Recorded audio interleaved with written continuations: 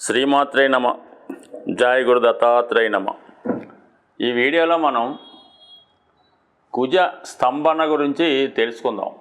ముఖ్యంగా అక్టోబర్ 20వ తారీఖు నుంచి జనవరి 21వ తారీఖు మధ్యలో కుజగ్రహం కర్కాటక రాశి యందు సంచరిస్తూ అదే రాశిలో సుమారుగా 93 రోజులు ప్రయాణం చేసి వక్ర గమనంలో తిరిగి మనకి జనవరి 21న వక్ర గమనంలో మిథున రాశిలోకి ప్రవేశించడం జరుగుతుంది. మళ్ళా మిథున రాశి నుంచి తిరిగి ఏప్రిల్ 2వ తారీఖున కర్కాటక రాశిలోకి రుజుగతిలో ప్రవేశించడం జరుగుతుంటుంది. అంటే మొత్తం ఇంచుమించుగా మనం ఈ కుజుడు కర్కాటక రాశిలో ఉండగా ఏర్పడబోయే ఫలితాలు వివిధ రాశుల మీద ఏ విధంగా ఉంటుందన్న విషయాన్ని మాత్రమే ఈ వీడియోలో తెలుసుకుందాం. దాని తర్వాత జనవరి 21 నుంచి ఏప్రిల్ 2 వరకు మిథున రాశిలో ఉన్నప్పుడు ఏ ఫలితం ఇస్తాడన్నది అది ఇంకొక వీడియోలో తెలుసుకుందాం. అయితే పర్టికులర్గా ఇప్పుడు ఈ కుజగ్రహం గురించి కర్కాటక రాశిలో ప్రవేశించగా పర్టికులర్గా వీడియో చేయడానికి ఏంటంటే, సాధారణంగా కుజుడు ఒక రాశి నుంచి ఇంకొక రాశిలోకి మారడానికి 40 నుంచి 45 రోజులు తీసుకోవడం జరుగుతుంటుంది.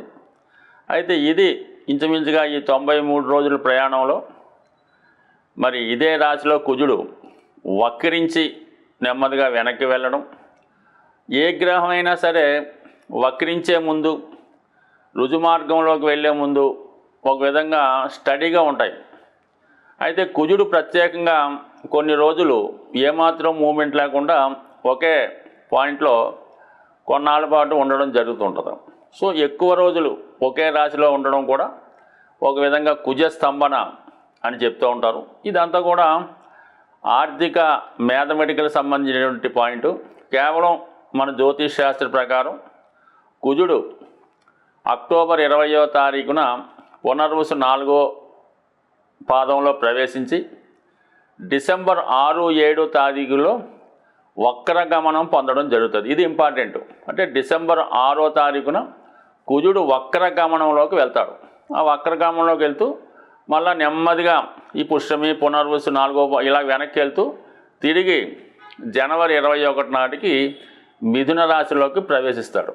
మరి ఈ కర్కాటక రాశిలో ఉన్న 93 రోజుల్లో మరి కుజుడు ఎటువంటి ఫలితాలు ఇవ్వడం జరుగుతుంది అని పరిశీలించినప్పుడు కర్కాటక రాశికి ఒక ప్రత్యేకత ఉంటుంది. ఇది కుజునికి నీచ క్షేత్రం. అంటే కుజుడు ఆ రాశిలో నీచపడి ఉంటాడంటే ఒక విధంగా బలహీనపడి ఉంటాడు. సో దాంతోపాటుగా మరి ఈ కుజుడికి మెయిన్ మనకున్నటువంటి సుపీరియర్ ప్లానెట్స్లో అంటే మనకి భూమికి దగ్గరగా ప్రయాణించే గ్రహం ఇంచుమించుగా కుజగ్రహం, దానికి బాగా వెనకాదల గురుగ్రహం, దానికి వెనకాల బాగా వెనకాల చివరిగా శనిగ్రహం ఉండడం జరుగుతూ ఉంటుంది. మరి కుజుడు భూమికి దగ్గరగా ఉండడం వల్ల మనకి భూమి మీద అంటే భూమి మీద ఉన్నటువంటి ప్రజానీకం మీద కుజుడు యొక్క ప్రభావం చాలా ఎక్కువగా ఉంటుంది. మరి అలాగే ఈ కుజునికి గురువుకి శనికి ఉన్నటువంటి సంబంధాన్ని కూడా మనకి ఈ గ్రహాల ప్రభావం ఈ మానవాళి మీద పడడం జరుగుతుంటుంది.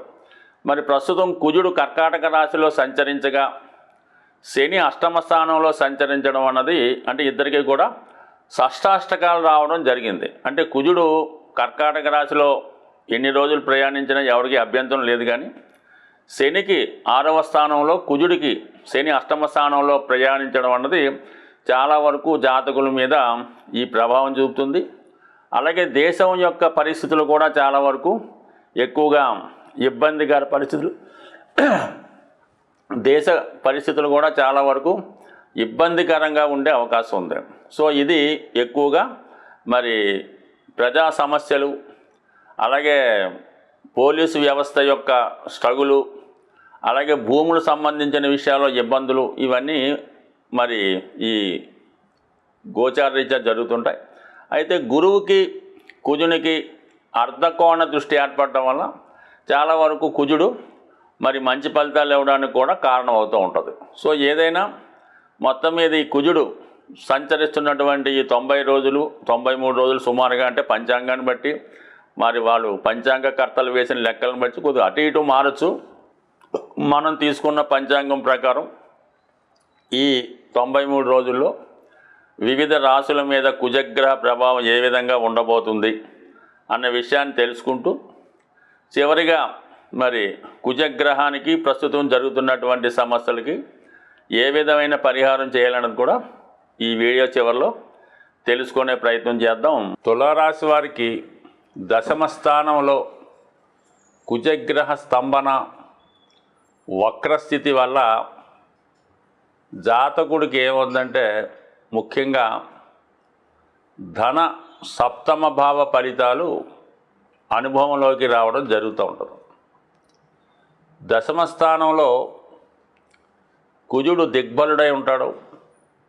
అయితే అదే స్థాయిలో నీచ స్థితి పొందడం వల్ల ఎస్పెషల్లీ కర్కాటక రాశి వారికి ఇది చాలా కలిసి వచ్చే అంశంగానే భావించవచ్చు. ముఖ్యంగా ధనాధిపతి కుజుడు తన స్థానం నుంచి 9వ స్థానంలోకి వెళ్ళాడు. దానివల్ల ఏంటంటే జాతకుడికి ధనయోగం జనరేట్ అవుతుంది. దేనివలన? కుటుంబం వలన, తన వాక్చాతుర్యం వల్ల, తను గతంలో ఇన్వెస్ట్ చేసినటువంటి ధనం వల్ల అయితేనే, తను కొన్నటువంటి స్థిరాస్తి వల్ల అయితేనే, తన వద్ద ఉన్నటువంటి విలువైన ఎసెట్స్ వస్తువులు వాల్యూ పెరగడం వల్ల జాతకుడికి తన యొక్క పర్సనల్ వాల్యూ పెరుగుతూ ఉంటుంది. అతని యొక్క ఆస్తుల విలువ పెరుగుతుంది. ఆ కారణం వల్ల జాతకుడికి వృత్తిలో కూడా ఎక్కువ హోదా పెరుగుతూ ఉంటుంది, గుడ్ విల్ పెరుగుతూ ఉంటుంది. ఎవరైతే కళ, టీవీ, సినిమా, మీడియా రంగాల్లో ఉంటారో వాళ్ళకి ఖచ్చితమైనటువంటి గొప్ప అవకాశాలు రావడం స్టార్ట్ అవుతుంది. అయితే కుజుడు చతుర్థ దృష్టితో రాశిని వీక్షించడం వల్ల జాతకుడు తన యొక్క ఆరోగ్యాన్ని పెంచుకునే ప్రయత్నంలో మరి ఏదైనా ఎక్సర్సైజులు, బాడీ బిల్డింగు, వ్యాయామం, యోగా లాంటి ప్రయత్నం చేస్తూ శరీరాన్ని ఒక క్రమశిక్షణగా ఒక సిక్స్ ప్యాక్లా మార్చుకునే అవకాశం ఉంటుంది. ఎక్కువగా ఫిజికల్ ఫిట్నెస్ కోసం ప్రయత్నం చేస్తారు. అలాగే ముఖ్యంగా వివాహ సంబంధించిన విషయాల్లో ముఖ్యంగా మీరేమైనా గతంలో అబ్బాయిలు కానీ అమ్మాయిలు కానీ వివాహం కొరకు అంటే పెళ్లి సంబంధం కోసం ప్రయత్నం చేసి మరి ఆ వచ్చినటువంటి సంబంధం ఇది మనకు అవుతే బాగున్ను, చేసుకుంటే బాగున్ను అనుకొని ఏదో చిన్న చిన్న కారణాల వల్ల ఆ వివాహం తప్పిపోయి ఉంటే, అంటే ఆ మ్యాచ్ సెటిల్ అవ్వలేదు అనుకుందాం, తిరిగి ఇప్పుడు వాళ్ళకి ఇంకా వివాహం జరగకుండా ఉంటే ఒకసారి మీరు మీడియేటర్ ద్వారాను సంప్రదించినప్పుడు గతంలో కుదిరి ఆగిపోయిన వివాహం ఈ సమయంలో తిరిగి మీకు జరిగే అవకాశం ఉంటుంది. అలాగే ఏదైనా ఉద్యోగ ప్రయత్నం చేసి ఉన్నా కూడా ఇప్పుడు మీకు అవకాశం వచ్చే అవకాశం ఉంటుంది. మరి కుజుడు దశమ స్థానంలో దిగ్బలుడై ఉండడం వల్ల జాతకుడికి ఉద్యోగంలో మార్పు కొరకు చేసే ప్రయత్నాలు ఫలిస్తాయి. అంటే ఇప్పుడు ఏమవుద్దంటే మనకి పంచమ స్థానంలో ఉన్నటువంటి శనికి దశమ స్థానంలో ఉన్నటువంటి కుజుడు షష్టాష్టగతి రావడం వల్ల జాతకుడికి అనూహ్యంగా ఉద్యోగం మారడం కానీ, ఉద్యోగం పోగొట్టుకోవడం కానీ, లేదంటే కొత్త అవకాశం రావడం వల్ల ఉన్న ఉద్యోగాన్ని జాతకుడు విడిచిపెట్టి రావడం కానీ సడన్గా జరిగే అవకాశం ఉన్నది. చాలా వరకు మరి ఈ విషయంలో జాతకుడు జాగ్రత్తగా ఉండి వృత్తి సంబంధించిన విషయాల్లో ఏమాత్రం తొందరపాటు నిర్ణయాలు తీసుకోకుండా ఉంటేనే మంచిది. అలాగే జాతకుడు గతంలో కన్నా తన సామర్థ్యాన్ని, టాలెంట్ని పెరగడం వల్ల గొప్ప అవకాశాలు రావడం కూడా లభిస్తూ ఉంటుంది. మరి ఈ గురువు కూడా మరి కుజుడి మీద అర్ధకోణ దృష్టి ఏర్పడడం వల్ల, అంటే ఇక్కడన్నా సరే ఈ రెండు కోణాల దృష్టి మీకు ఆర్థికపరమైనటువంటి విజయాన్ని కుజుడు ద్వారా, గురువు ద్వారా, అంటే కుజుడు ఉండడం వల్ల, గురువు యొక్క దృష్టి అనుకూలంగా ఉండడం వల్ల ఈ సంబంధించిన ఫలితాలు వస్తాయి. అంటే మీకు కానీ లేదా మీ యొక్క జీవిత భాగస్వామికి హోదా పెరగడం, కొత్త అవకాశాలు రావడం, ఇవన్నీ కూడా గొప్ప మార్పుకి కారణం అవుతూ ఉంటుంది.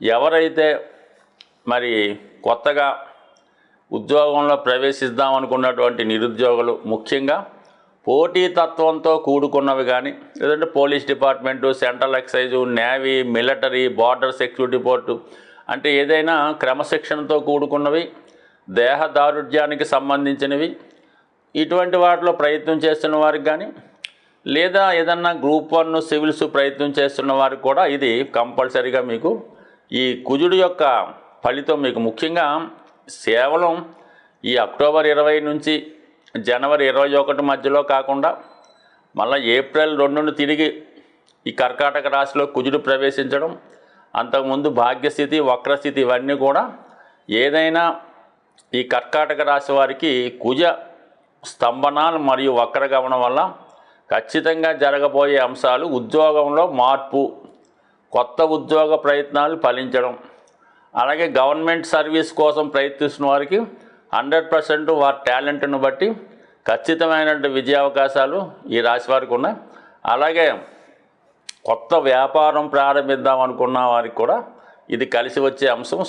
ఎవరి జాతకంలోనైనా వాడు ఖచ్చితంగా ఉద్యోగంలో అభివృద్ధి చెందాలన్నా, వ్యవసాయ వ్యాపారాల్లో పోటీని ఎదుర్కొని నిలబడాలన్నా, ఒక సాధారణ స్థాయిలో జీవనాన్ని ప్రారంభించి ఉన్నత స్థాయికి ఎదగాలంటే కుజగ్రహ అనుగ్రహం తప్పనిసరిగా ఉండాలన్నమాట.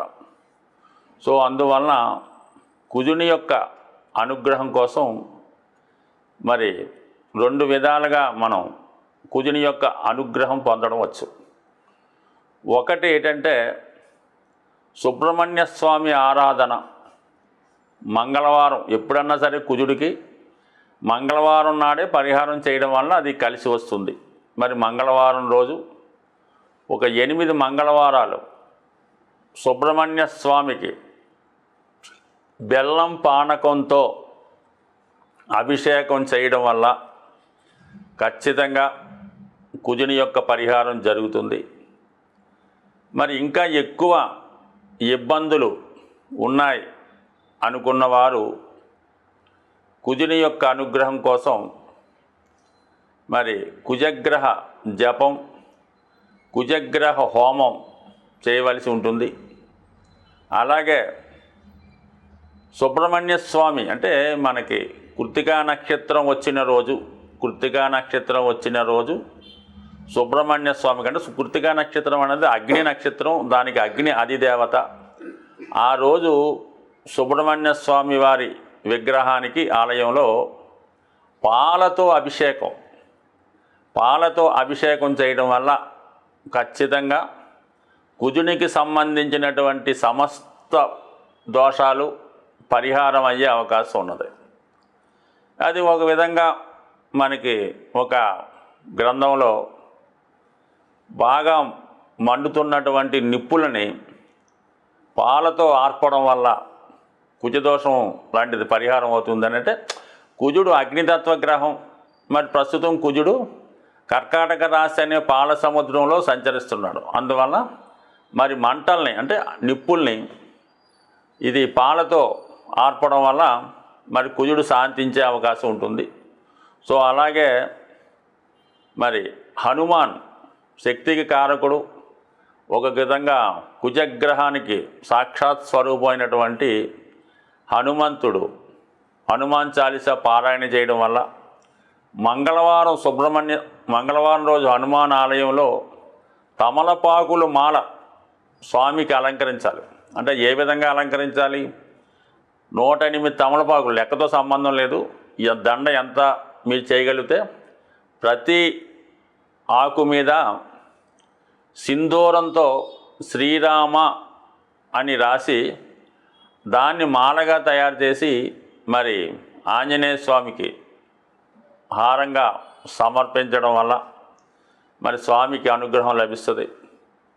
మరి ఇంకా చాలా చిట్కా రెమెడీ లాంటిది ఏంటంటే మరి చిన్ని కృష్ణుడికి అంటే కృష్ణ దేవాలయంలో కృష్ణుడికి వెన్న నైవేద్యంగా పెట్టడం వల్ల 100% కుజదోష పరిహారాలు, అంటే కుజదోష పరిహారం లేదు, కుజుడు దోషం అంటే కుజుడు పరిహారం చేసుకోవడం వల్ల కుజదోషం, అది పెళ్ళికి సంబంధించింది కుజదోషమే కాదు. ఒక జాతకుడు చెడు అలవాట్లు ఉన్నా వాడికి కుజదోషం ఉన్నట్టే, రోజు మందు తాగుతున్నాడు కుజదోషం ఉన్నట్టే, ఊరికి అందరినీ ఏడిపిస్తున్నాడు, అమ్మాయిని ఈవిటేజింగ్ చేస్తున్నాడు, చైన్ స్నాకింగ్ చేస్తున్నాడు, అది కూడా కుజదోషమే. పిక్ పాకెట్ చేస్తున్నాడు కుజదోషమే, ఇంట్లో డబ్బులు పట్టుకుపోతున్నాడు కుజదోషమే. అందువల్ల కేవలం వివాహానికి సంబంధించింది కాదు, ఈ కుజదోషం ఉన్నవాళ్ళు ఇటువంటి పనులు చేస్తూ ఉంటారు. అంటే ఏదైతే పోలీసు వాడు పట్టుకుంటే జైల్లో వేస్తారో అవన్నీ కూడా, ఆ నేరాలన్నీ కూడా కుజదోషానికి సంబంధించినవే. కాబట్టి మరి ఈ కుజదోషం ఉన్నవాళ్ళు ఈ విధమైన పరిహారం చేయడం వల్ల ఇంకా బాగా, అంటే రోజు ఒక 8 రౌండ్లు గ్రౌండ్లో స్పీడ్గా మరి పరిగెత్తడం వల్ల కూడా కుజదోషం పరిహారం అయ్యే అవకాశం ఉంది. స్వస్తి.